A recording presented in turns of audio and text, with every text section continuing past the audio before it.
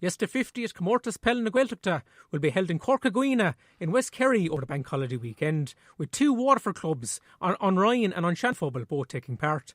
And a TG4 commentator and GA correspondent with the Dungarvan leader, MacDara MacDonncha, is here to give us a flavour of what's in store. And MacDara, can you describe the Comórtas for listeners maybe who wouldn't be that familiar with the event? Well, you have teams from several Gaeltacht areas in the country. So you'd have from Donegal, you'd have two from Mayo, you'd have two from Galway, you'd have two from Cork, you'd have two from Kerry. Then you also would have a team from Meath, you have a team from Dublin, you have a team from Belfast. So I think it's something like 7 senior teams and about 11 or 12 junior teams. And you also would have ladies teams as well. So, and plenty of games. You had plenty of games all over the weekend. Like we had it here and on Ryan 6 years ago now. Time doesn't belong going. So it's flat out. It's flat, particularly on the Saturday where you have game after game after game after game.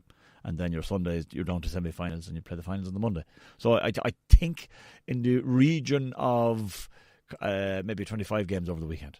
And plenty of festivities off the field as well. Absolutely, yeah. One of the integral parts of it is the Colleen Gaeltacht, the I suppose it's the Rose of Tralee version of the Comórtas Peile. Right. And that's on the Sunday night. And then you have, you usually have a kind of a club in a Peile where the club and most clubs now would have a marquee. We had one ourselves, and they have one down in the Gaeltacht club down there. They have one erected beside the pitch.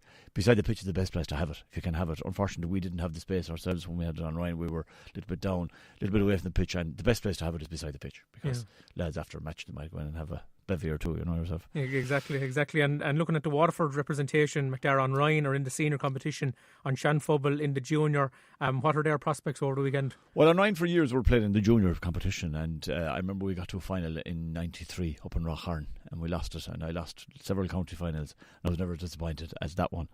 We got to another final in 2001 or 2002, I think. Won it in 2008, and then elected to go senior. And got to the senior final when it was on Ryan in 2013, and have done quite well in it.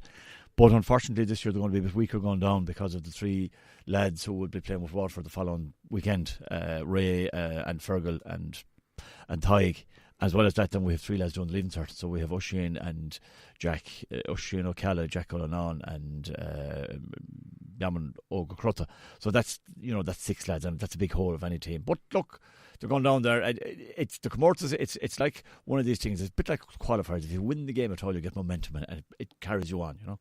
And what about on Shanfobel? Well, Shanfobel haven't been doing well in the junior championship here in Waterford. You know, so far I think they've lost all games. Now they were very competitive in 2 of them. I was at 2 of them, and they only lost the last one by a point. I think they were well beaten in 1 of them.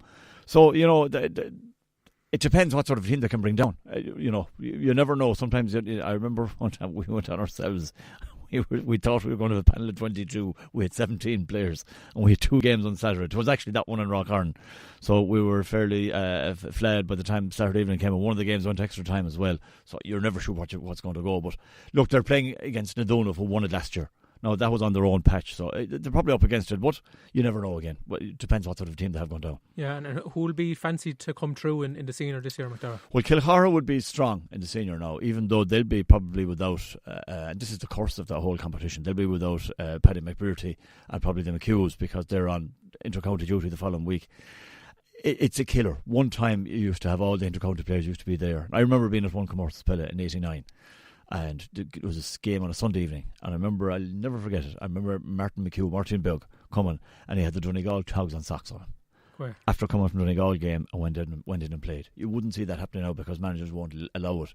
Like managers, inter-county managers have a lot of damage done to the club game, not just Cup of Championships, they've destroyed the Comórtas Peile.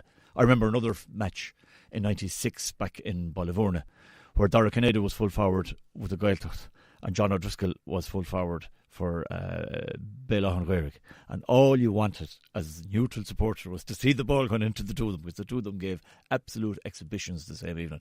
That's why people used to love going to the Comórtas Peile, because you had the inter-county players playing. Sure, no, you haven't. Yeah, you could really see him close up. Who was the greatest player you've seen in the Comórtas, Mac, over the years? you see, there were some great players who never really played in the Comórtas because they weren't allowed. Dara Shea would be a classic example. Dara Canada was excellent, as was Sean O'Driscoll. John O'Driscoll was excellent. Well, Ronan McNeilish from Guidor, Kevin Cossage. But I'd say for longevity and for sheer, Michael O'Cronin from Neva Bawn, I'd say probably if I had to pick one, pound for pound, the best I saw, probably him. Good choice. And can you just tell us about the coverage on both Redden and Gaeltacht and TG Carr over the weekend? Well, Redden and Gaeltacht coverage is flat out. They start at 11 o'clock Saturday morning and they won't be finished until 6 o'clock on Monday evening, and they cover every game. They give tremendous coverage to all the games. And as for TG Carr, then during the two senior semi-finals on Sunday evening, I think the first one was 6:15, second one was 7:30, and then the two finals on Monday. So look, it's good coverage. It's a social occasion. You meet people there that you met the previous year, and you kind of take up where you left off the previous year. It's as much a social occasion as it is the Peile as well. Yeah. So make sure to tune in for that. The 50th Comórtas Peile and the Gaeltacht in Corcaguina over the weekend. I suppose on Sunday afternoon, MacDara, all eyes and ears will be on Welsh Park for the Waterford Limerick double header. Just touching on the minor, first of all, you've seen both games so far. Have they been a tad maybe unlucky to come away empty-handed from both games? They have, yeah. They have very little between them, really, particularly the Clare game, which could have gone anyway. Both games, very competitive in both games, and considering they were for 14 men for the entire second half against Tip, they gave a great display altogether. Little bit unlucky. It's on paper and going on the results, you would have seen they're probably up against it. I had heard before the competition started that Limerick and Cork were rated highly. Now, the only results we can go on is that Cork gave Tip a trimming and Tip at Waterford, and Limerick drew with Cork. So, I mean, it's inexact, but going on that, it would appear that they're up against it. But look, they're at home, and with minors, you never know. And I would expect them to be competitive again. And you never know if they might get that bit of luck that they haven't really got up to this. Yeah, was the Clare game kind of one that got away, especially when you look back on the penalty from Ruben Halloran that went over the bar in the first half of that match? And I don't want to pick on Ruben at all, but at this level, in hurling, if you get a penalty, you really should be sticking it. If you don't score it, you're short 3 points or 2 points, and in that case, you put it over the bar. And one or two little mistakes, and Clare got a few points of it. And it was, I think it was a 2-point game, was it? Yeah. And against Tip again, they came back tremendously. And then just fell just short at the end. But so look, it's small things. Maybe we'd like to see them playing slightly more direct style of play, let the ball in a little bit quicker. They're doing the short ball game, which a lot of teams are doing now. And sometimes, here, leave it in, Yeah. Who are the standout players on this particular Waterford team, that we might be seeing in a couple of years' time playing senior?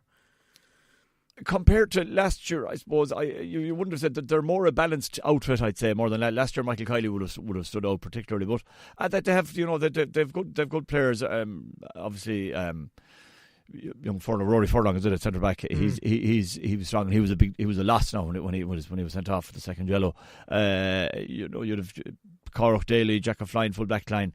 They're good. Mark Fitzgerald, Kylan, great potential, haven't really shown it. Mark was missing the first day from injury, and Kylan, I think, is not on full tilt either. And they're the two guys. If you two guys like that in full forward line, let the ball in and see what they can do with it, and hopefully they can show what they have.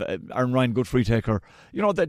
Not probably a more balanced team, I'd say, than other years. So I wouldn't have been anybody really jumping out at me saying, "Oh, that guy's going to be senior in a couple of years." Where you would have said that about young Kiley last year. Yeah, and I suppose the age difference as well does factor into that as well. Just looking at the senior, MacDara expectations kind of seem fairly low around the county. Seems to be a bit of a downer after the losses to Clare and Tipperary. But do you expect to see a kind of a fire and brimstone performance from Páirc Fanning's men on Sunday? Well, if you don't, I mean, this is it. It's do or die.